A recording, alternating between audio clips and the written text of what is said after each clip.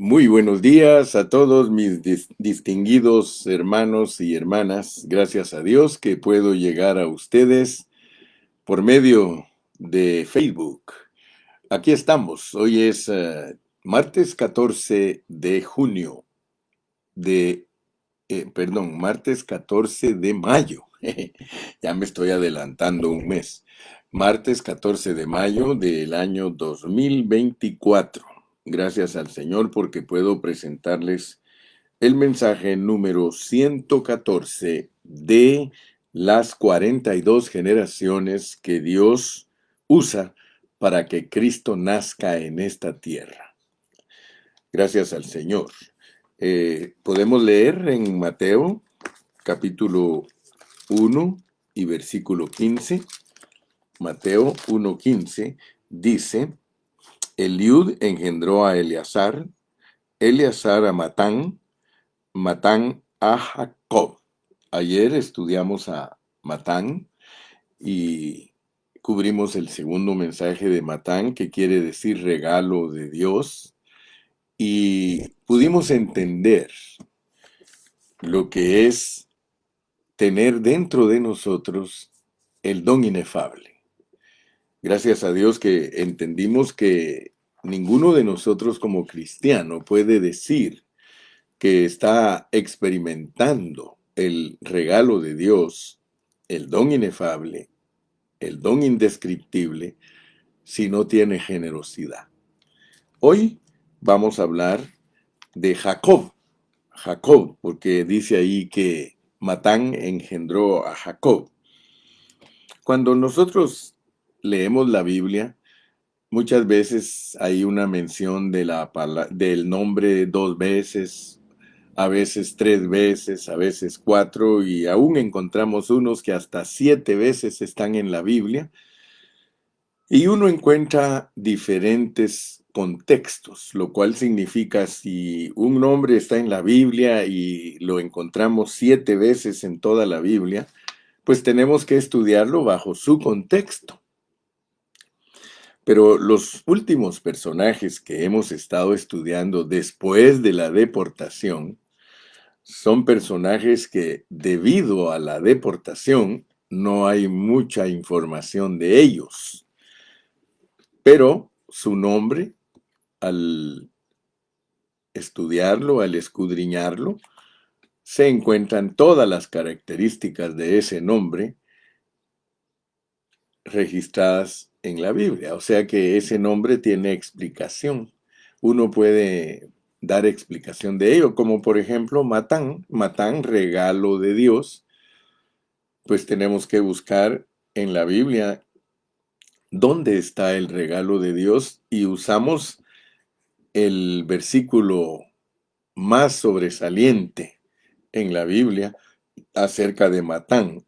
Y el más sobresaliente es: gracias a Dios por el don inefable.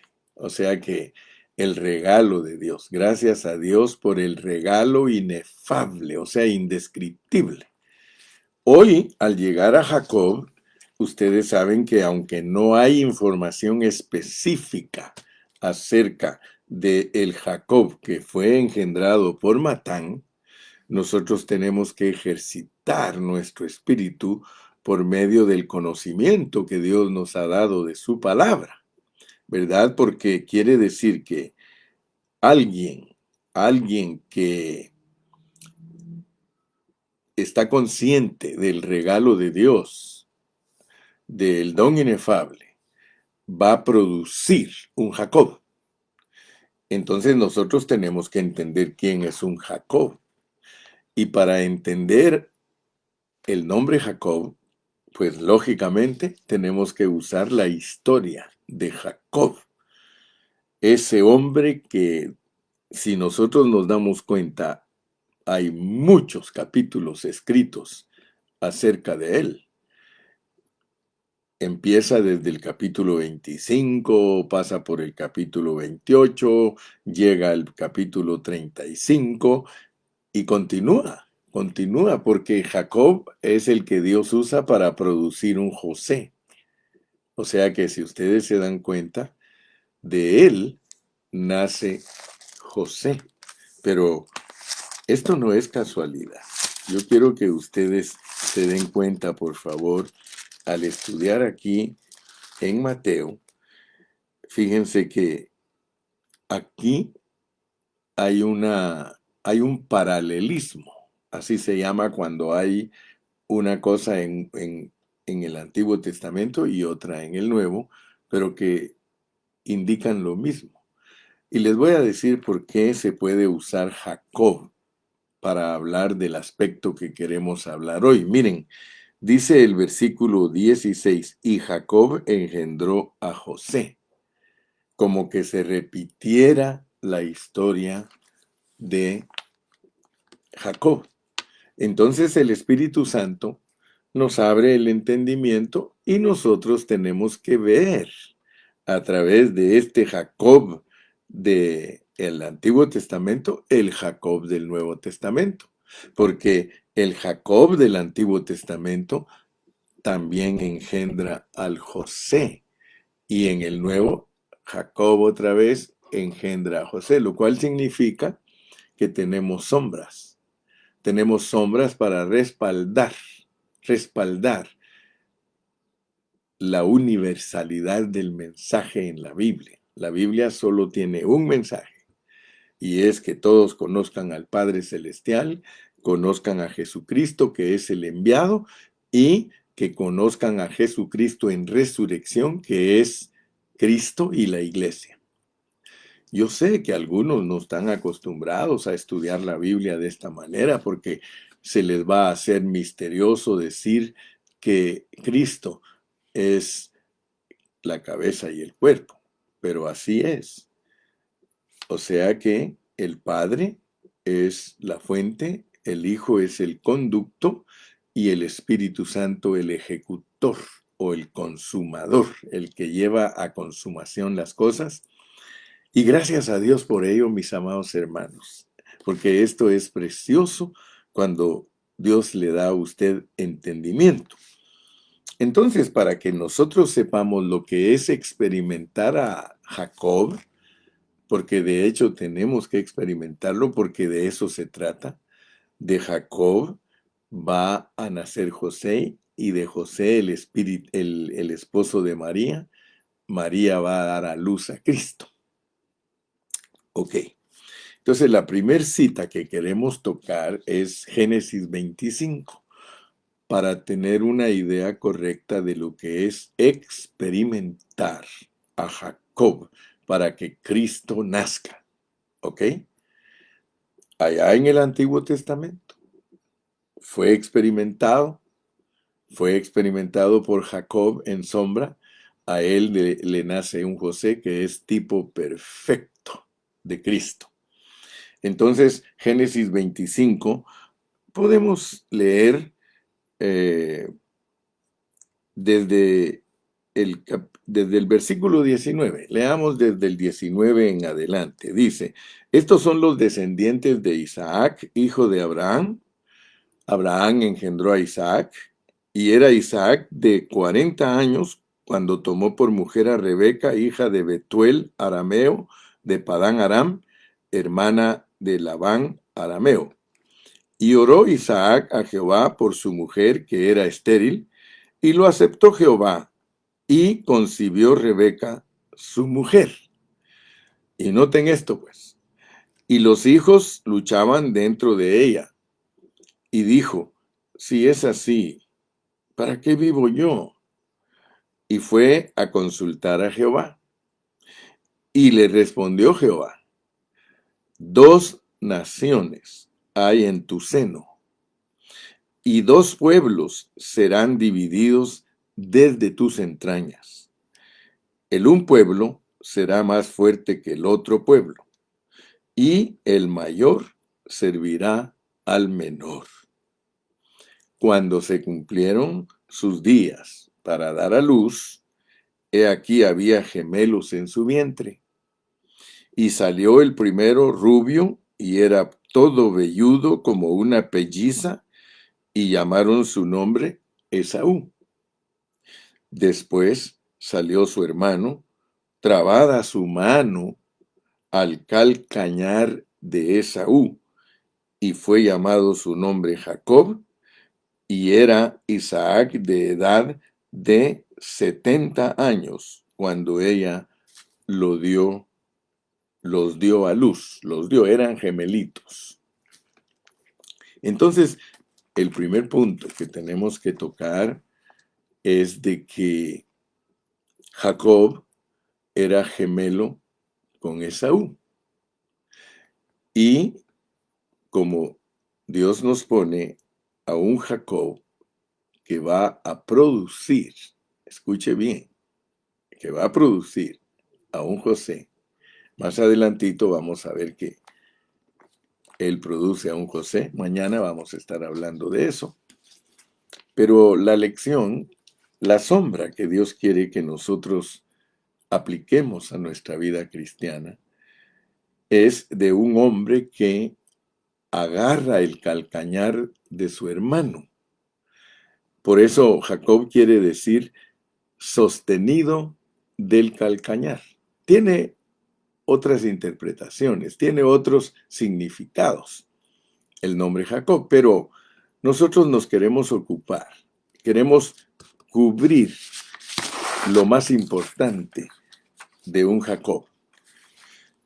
A pesar que para cubrir a Jacob de Mateo 1:15, debido a que es un personaje muy oscuro, el de Mateo 15, que de hecho, y yo lo creo, que soberanamente Dios lo esconde, soberanamente Dios lo pone de esa manera para que nosotros escudriñemos. Entonces, debido a que el Jacob de Mateo 1:15 es muy oscuro, sabemos y sentimos en nuestro espíritu que el Espíritu Santo nos ha dejado una gran cantidad de versículos, hasta capítulos enteros, para darnos la definición y la experiencia de lo que es Jacob. Porque nos presenta toda la vida de Jacob, que es un cuadro completo de un hombre totalmente transformado. Y ese es el primer punto que nosotros tenemos que alcanzar a ver: cómo se inicia la vida de un Jacob. La vida de un Jacob se inicia suplantando, por eso antes del capítulo 35 no se habla nada de que Jacob tomara la posición que Dios le había dicho que tomara. Solo vemos que era suplantador, que sufrió, que estuvo trabajando para Labán, que le iba duro, que sufrió por 20 años. Bueno, usted solo va a encontrar cosas semejantes a esas. Y por eso tenemos que entender bien qué es lo que Dios nos quiere dar a conocer a través de la vida de Jacob. Porque Jacob es un personaje para Dios muy especial, porque él inicia su vida peleándose con su hermano desde el vientre.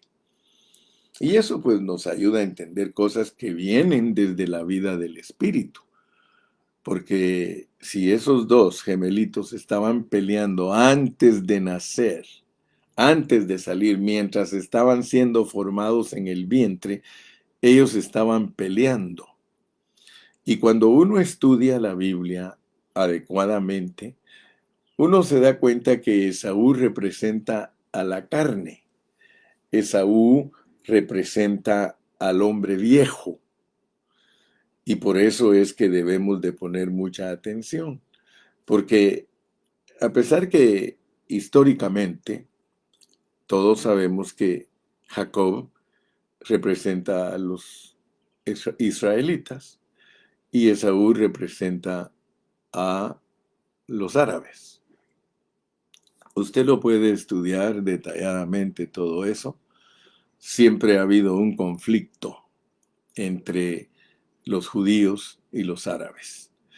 Y eso es algo que Dios mismo lo puso de esa manera. Dice Génesis 25:22, y los hijos luchaban dentro de ella, y dijo: si es así, ¿para qué vivo yo?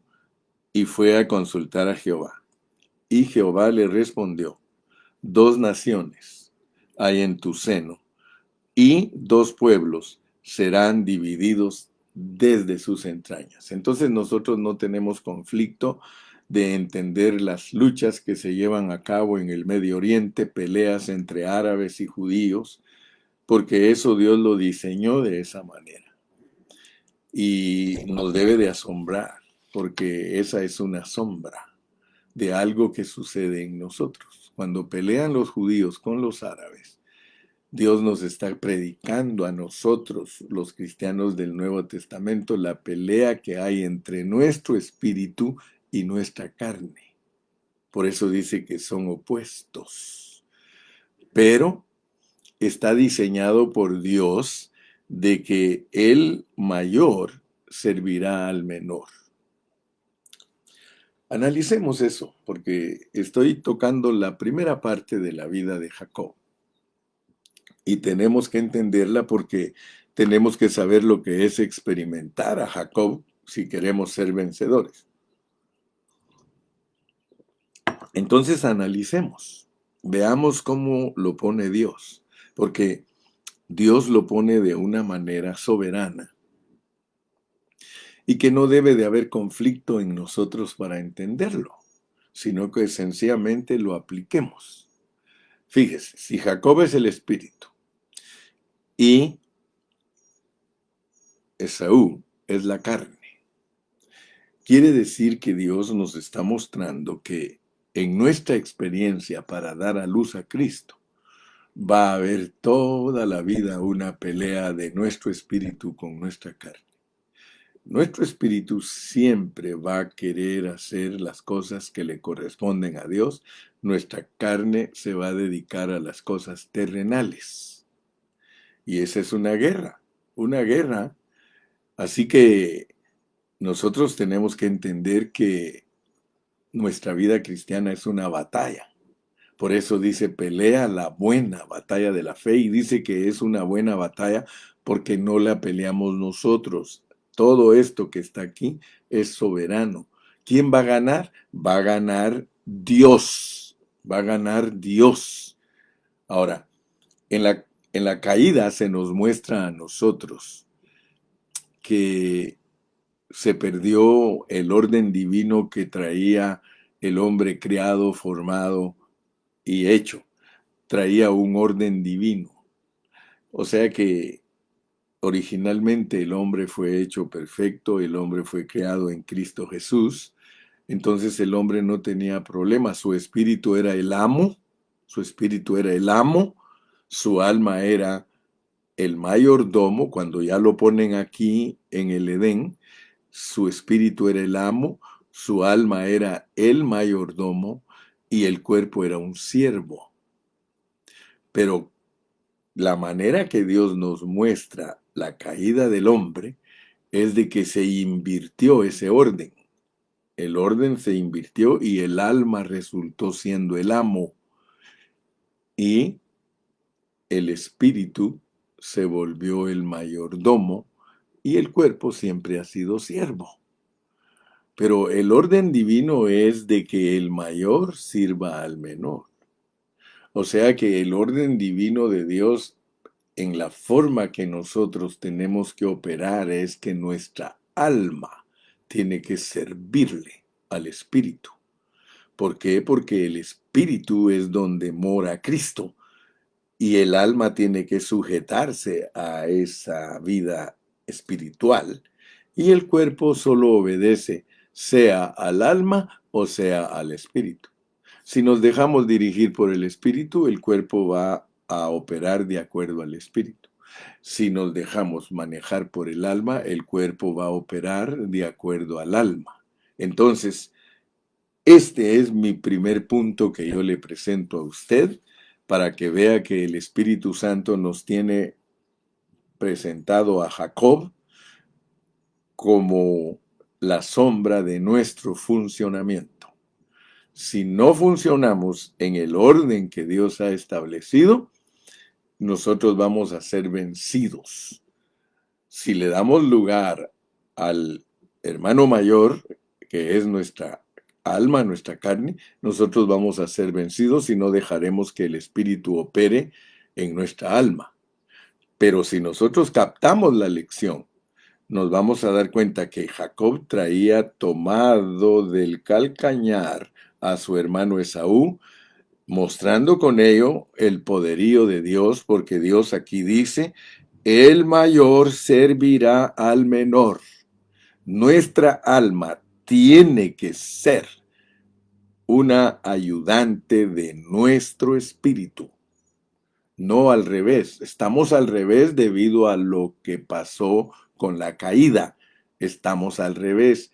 Perdimos la comunión, perdimos la gloria, perdimos todo lo que Dios nos había dado en la vida del Espíritu y lo muestra por medio de metáforas en el libro de Génesis. Amén. O sea, pues, que ya le presenté el primer punto. Ahora vámonos al segundo punto que queremos ver, porque, como les vuelvo a repetir, si me pongo a predicar de Jacob, predicaría hasta 20 mensajes, 20, 25, 30 mensajes, porque la vida de Jacob en la Biblia tiene muchos capítulos, muchos versículos, mucho análisis, mucho detalle, pero no queremos alargar las 42 generaciones, sino tocar lo básico. Primer punto, espíritu y alma al servicio de Dios, en un orden divino, el mayor sirviendo al menor. Luego entramos al capítulo 28. Vayámonos al capítulo 28 y versículo 10. 28, 10. Yo quiero que ustedes, por su cuenta, siempre lean la Biblia, por favor. Lean todo el capítulo 28 y ustedes van a darse cuenta que allí hay relatos que debemos aplicarlos espiritualmente a nuestra vida, pero me voy hasta el sueño de Jacob. Salió pues Jacob de Berseba, fue a Harán y llegó a un cierto lugar y durmió allí, porque ya el sol se había puesto, y tomó de las piedras de aquel paraje y puso a su cabecera y se acostó en aquel lugar. Y soñó, y he aquí una escalera que estaba apoyada en tierra y su extremo tocaba en el cielo. Y he aquí ángeles de Dios que subían y descendían sobre ella. Y he aquí Jehová estaba en lo alto de ella, el cual dijo, yo soy Jehová, el Dios de Abraham, tu padre, y el Dios de Isaac. La tierra en que estás acostado te la daré a ti y a tu descendencia. Será tu descendencia como el polvo de la tierra, y te extenderás al occidente, al oriente, al norte y al sur, y todas las familias de la tierra serán benditas en ti y en tu simiente. Note pues que las promesas son las mismas que Dios le dio a Abraham, a su papá, a su abuelo. Entonces dice, he aquí, yo estoy contigo y te guardaré por donde quiera que fueres, y volveré a traerte a esta tierra, porque no te dejaré hasta que haya hecho lo que te he dicho. Y despertó Jacob de su sueño y dijo, ciertamente Jehová está en este lugar, y yo no lo sabía. Y tuvo miedo y dijo, cuán terrible es este lugar, no es otra cosa que casa de Dios y puerta del cielo. Y se levantó Jacob de mañana y tomó la piedra que había puesto de cabecera y la alzó por señal y derramó aceite encima de ella. Y te dije que puedes seguirla leyendo, pero el segundo punto que tenemos que considerar de ser los que experimentan a Jacob es que Dios nos revela lo que es la iglesia. Por eso, la casa de Dios. Y a mí me llama mucho la atención porque la casa de Dios es el Betel, el Bet-El, el Bet-El. Elohim, casa Elohim. Fíjese cómo el Espíritu Santo nos quiere revelar a nosotros que para dar a luz a Cristo. Aquí a Jacob nos lo ponen soñando lo que es la iglesia. Más adelante se cumple ese sueño y se vuelve, en vez de ser una sombra, se vuelve una realidad, porque en nosotros Betel se hizo una realidad. Pero en el Antiguo Testamento nos pone la morada de Dios, la casa de Dios, la pone como tabernáculo y la pone como templo, que son sombras de lo que iba a ser el Betel, Dios, casa, Dios. Porque algunos se asustan cuando yo les comparto que en la Biblia solo se habla de 4 cosas: Padre, Hijo, Espíritu Santo e Iglesia. Pero la iglesia va conectada con el Espíritu Santo. La iglesia es Cristo, Cristo ensanchado, Cristo multiplicado. Por eso es que la casa de Dios en hebreo se dice El Bet El, porque es Dios, casa, Dios. Y ese es un secreto, un misterio grande de Dios que nos haya hecho partícipes a nosotros, los Jacobs, que nos volvamos la casa de Dios, porque esto que era un sueño para Jacob, en el horizonte se veía como una realidad que iba a llegar a ser una casa viviente. En realidad, esta revelación que Dios le dio a Jacob, uno no sabe si él estaba entendiendo todo lo que Dios le estaba dando. Es posible que lo haya hecho sin entenderlo. Pero ahora nosotros tenemos esa bendición y el segundo punto de los Jacobs es entender que somos la casa de Dios. Ningún cristiano que no entienda lo que es la casa de Dios puede llegar a ser un vencedor para dar a luz a Cristo espiritualmente. Y quiero decirle que la vida de la iglesia nos va a llevar a algo muy glorioso, porque la vida de la iglesia es algo que Dios diseñó para que allí nosotros seamos transformados. Una iglesia normal es una iglesia donde todos sus miembros se protegen el uno con el otro. Nosotros no estamos para condenar a la gente. O sea que Dios mismo nos dice a través de Cristo, Cristo mismo lo dice, yo no he venido a condenar al mundo, sino a salvarlo. Y todos nosotros estamos aquí en la tierra peleando nuestra batalla para no perdernos, para ser vencedores.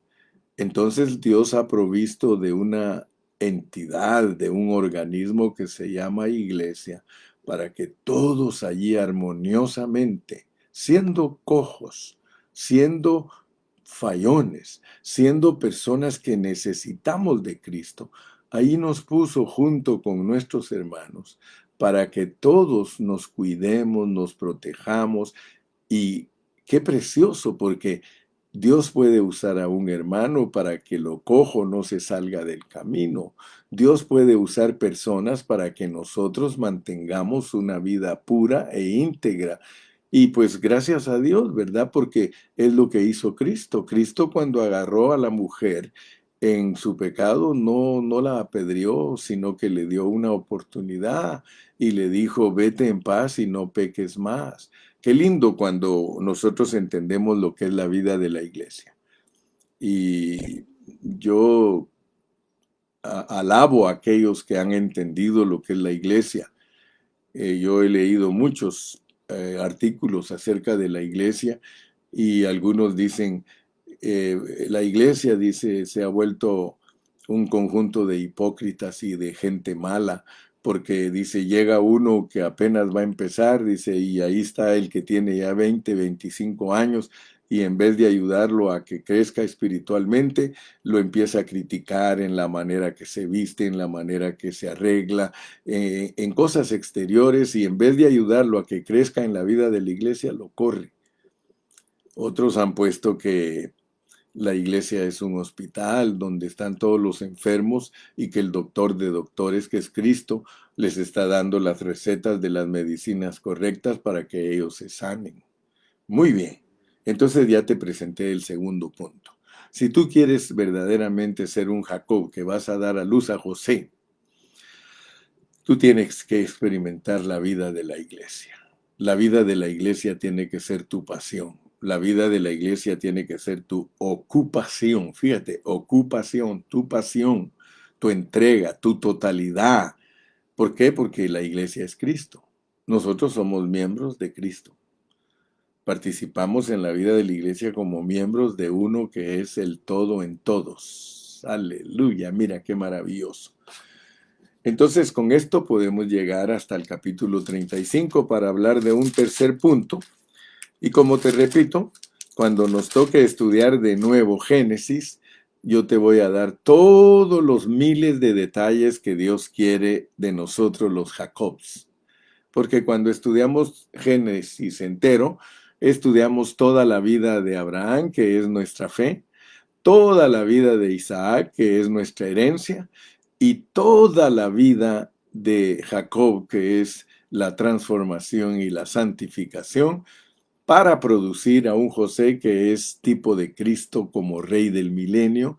Y si Cristo se manifestó ya en resurrección como Rey del milenio, si el mismo Espíritu que a Cristo levantó de la tumba, también vivificará nuestros cuerpos mortales. Así que nosotros vivimos por fe y para fe. Lleguemos pues al tercer punto y eso es todo lo que te voy a compartir hoy, que son puntos bien principales de la vida de Jacob. Sé que hay muchos más, pero vuelvo a repetirte, cuando me toque predicar Génesis otra vez, vas a encontrar todos los detalles. Vamos al capítulo 35. Capítulo 35. Dijo Dios a Jacob: levántate y sube a Betel y quédate allí, y haz allí un altar al Dios que te apareció cuando huías de tu hermano Esaú. Yo quiero que usted se dé cuenta que cuando Jacob anduvo angustiado, cuando Jacob estaba pasando por la persecución de su hermano, él llegó a Betel. Es lo que aprendimos en el capítulo 28. Y ahí Dios le reveló lo que era Betel, la casa de Dios, pero se lo dio en sueños. Cuando ya tenía 100 años, porque aquí en el capítulo 35, él ya tiene 100 años. Y nos debe de sorprender que la transformación de nosotros toma toda la vida. Ninguno puede creer que ya la hizo. Es hasta que Dios tiene misericordia de nosotros y nos quita las vestiduras viles que nosotros podemos ser vencedores. Mientras tanto, tenemos que andar bregando en el desierto, tenemos que andar bregando en nuestra vida, porque Jacob es la figura para que usted entienda su transformación. Entonces, primeramente, usted entiende la lucha de su espíritu con su carne. Enseguida Dios le revela a usted lo que es la iglesia. Pero ahora lo va a meter a un grado más elevado de lo que es la iglesia. En el 35 nosotros encontramos que hasta aquí, antes del 35, solo se nos había hablado de todos sus problemas, pero no se nos decía nada de un cambio total de vida. Pero cuando ya tiene 100 años, Dios nos empieza a mostrar que sí se puede madurar. Yo por eso le pido a Dios, hermano, que me dé vida para terminar mi carrera con gozo. Yo siempre le he dicho: Señor, tú sabes que yo quiero ser vencedor. Tú sabes que hay muchos obstáculos para que uno sea un genuino vencedor. Pero por favor, acuérdate de mí, Señor. Como el ladrón que estaba en la cruz, acuérdate de mí cuando vengas en tu reino. Y por eso le doy gracias a Dios, porque puedo ver con claridad. Ahora, al llegar al capítulo 35, Dios le dice: regresa a Betel y quédate allí. Regresa a Betel y quédate allí, y haz allí un altar al Dios que te apareció cuando huías de tu hermano Esaú. La iglesia no solo nos sirve de refugio cuando fuimos perseguidos, cuando estábamos en tormento, cuando estábamos en angustia, nosotros llegamos a la iglesia. Pero la iglesia no solo sirve para refugiarnos cuando andamos angustiados y perseguidos. La iglesia también sirve para que nosotros maduremos y nos dejemos transformar por Dios. Entonces Jacob dijo a su familia, fíjese el cambio que tuvo Jacob cuando ya tenía 100 años. Entonces Jacob dijo a su familia y a todos los que con él estaban, quitad los dioses ajenos que hay entre vosotros. Fíjese, hasta entonces él se apesadumbró, él entró en vergüenza con Dios, entró en momentos difíciles porque todavía arrastraba dioses ajenos con él. Y dice, limpiaos, y no solo estaba pidiendo que los que andaban con él se limpiaran, porque regularmente cuando uno se empieza a limpiar, hermano, uno aboga para que se limpien todos los demás. No es nada más de que tú te limpies para ser un campeón y que, digas gracias a Dios que no soy como fulano, no soy como sutano. Es para que tú tengas misericordia de los débiles, es para que tú levantes a los débiles. Mira, que hay entre vos, limpiaos y mudad vuestros vestidos. Mudar los vestidos, hermano, es que cambiemos de actitud. Y yo sé que Dios está teniendo misericordia con nosotros para que nosotros cambiemos de actitud. Fíjese ahora pues, y levantémonos y subamos a Betel y haré allí altar al Dios que me respondió en el día de mi angustia. Uno antes de ser maduro, hermano, es angustiado, es probado, es pasado por fuego y ha estado conmigo en el camino que he andado. Así dieron a Jacob todos los dioses ajenos que había en poder de ellos y los aretes que estaban en sus orejas, y Jacob los escondió debajo de una encina que estaba junto a Siquem. Mire, me sorprende que a esta edad todavía lo va a seguir tratando Dios, hermano. ¿Sabe por qué le digo? Porque él no se deshizo de las cosas que le estorbaban, aun cuando ya tenía cierta madurez. No se pudo deshacer, porque aquí debería de decir, si él ya aquí verdaderamente llegó a la cúspide, debería de decir que los destruyó todos, que destruyó todo y lo quemó y lo deshizo y lo volvió ceniza. Sin embargo, dice que los escondió, hermano, debajo de una encina. Eso a mí me da a entender que aunque ya Dios estaba trabajando con él y él ya buscó la santidad de Dios en la vida de la iglesia, todavía lo mandó a esconder esas cosas porque todavía lo iba a volver a probar más adelante. Y salieron, y el terror de Dios estuvo sobre las ciudades que había en sus alrededores, y no persiguieron a los hijos de Jacob. Fíjese que el primer paso de ya madurez aquí se empieza a ver cuando él ya tiene 100 años, y por haber él actuado en quitarle al pueblo los ídolos y cosas que estaban estorbando en sus cuerpos, Dios hizo que sus enemigos le tuvieran miedo. O sea que Dios es el que vence nuestros enemigos cuando nosotros vamos colaborando con Él para subir de grado en este sentido, crecer espiritualmente. Y llegó Jacob a Luz, que está en tierra de Canaán. Esta es Betel, él y todo el pueblo que con él estaba. Y edificó allí un altar y llamó al lugar El Bet-El. Se da cuenta que desde el principio le dije que es Elohim. Elohim, casa Elohim. Si usted quiere verdaderamente hablar correctamente de lo que es la iglesia, ese grupo donde usted va, esa localidad donde usted se reúne, es Dios. Usted quizás mira a los hermanos, pero cuando usted empieza a ver a Dios en los hermanos, usted va a cambiar de actitud hacia ellos, porque es Dios, casa Dios. Nosotros somos Dios, casa Dios, todos juntos. Todos juntos somos la morada de Dios. Somos la casa de Dios, porque allí le había aparecido Dios cuando huía de su hermano. Entonces, bueno, hasta ahí podemos dejar para que entendamos entonces, por lo menos en esta mañana, tres puntos. Y quiero finalizar con 2 versículos, porque ahora lo vamos a aplicar en el Nuevo Testamento. Vámonos al Nuevo Testamento, a Primera de Corintios. Vamos a Primera de Corintios y veamos el capítulo 3, Primera de Corintios 3 y versículo 16. Primera de Corintios 3 y versículo 16. Dice así: ¿no sabéis que sois templo de Dios y que el Espíritu de Dios mora en vosotros? Fíjese que para nosotros, los cristianos del Nuevo Testamento,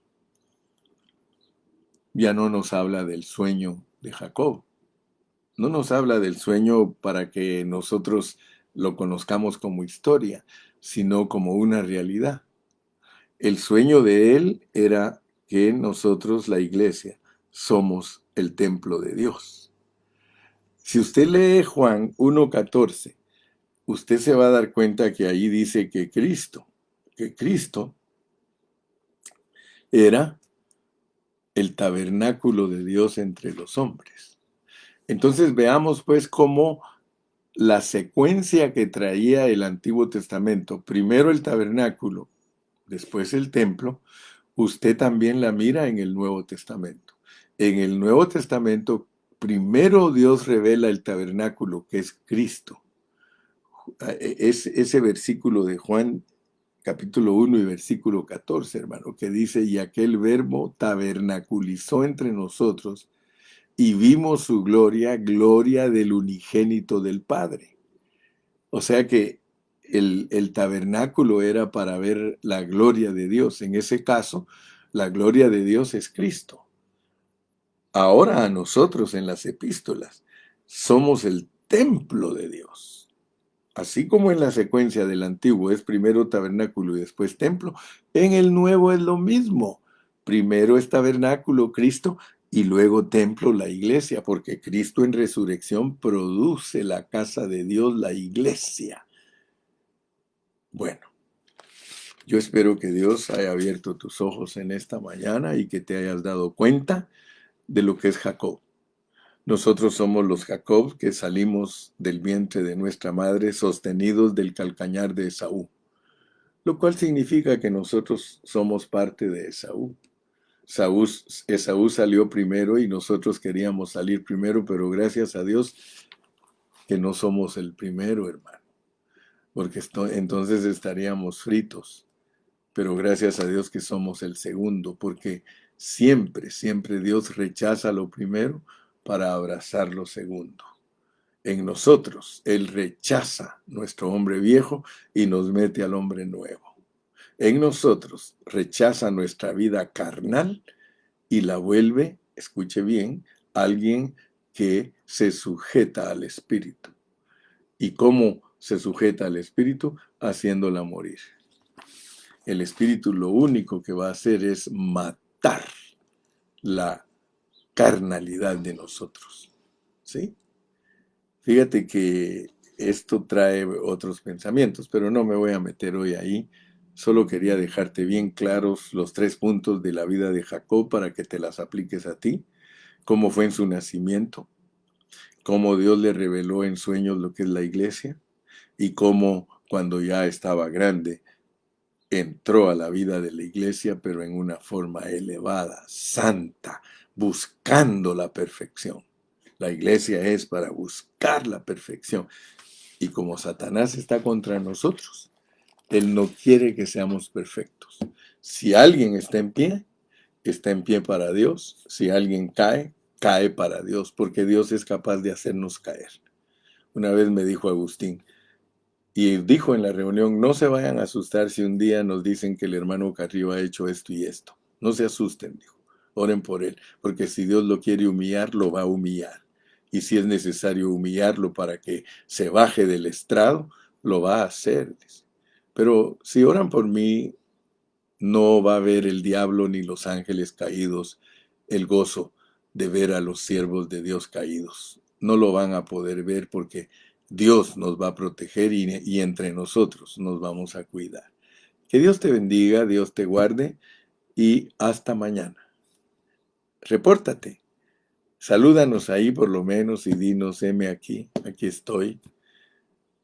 Salúdanos. Diles adiós a los hermanos, salúdalos y comparte tu página para que otros sean bendecidos.